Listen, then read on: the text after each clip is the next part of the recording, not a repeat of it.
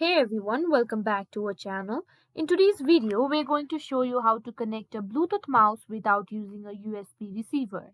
Whether you've lost your receiver or just prefer a wireless setup, we've got you covered. Let's get started.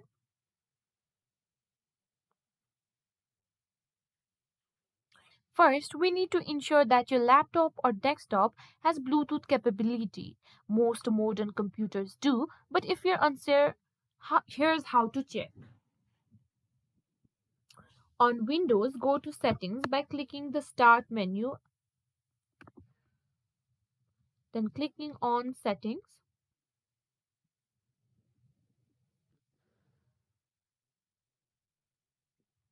Next, select Bluetooth and devices. Make sure your Bluetooth is turned on. On a Mac, click the Apple logo in the top left corner and select System Preferences. Then click Bluetooth and ensure it's turned on.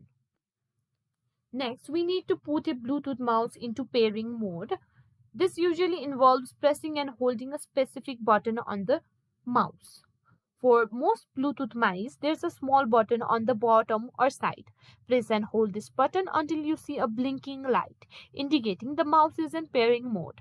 If you're unsure, refer to your mouse manual for specific instructions. Now, pair the mouse with the computer.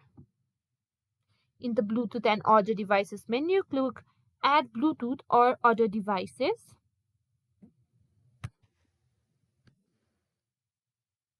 Then select Bluetooth. Your computer will start searching for all available devices. Whenever you see your mouse appear in the list, click on it to pair. Follow any additional on-screen instructions and you're done. And that's it. You should now have your Bluetooth mouse connected and ready to use without a USB receiver. If you found this tutorial helpful, please give it a thumbs up and subscribe for more tips and tutorials. Thanks for watching.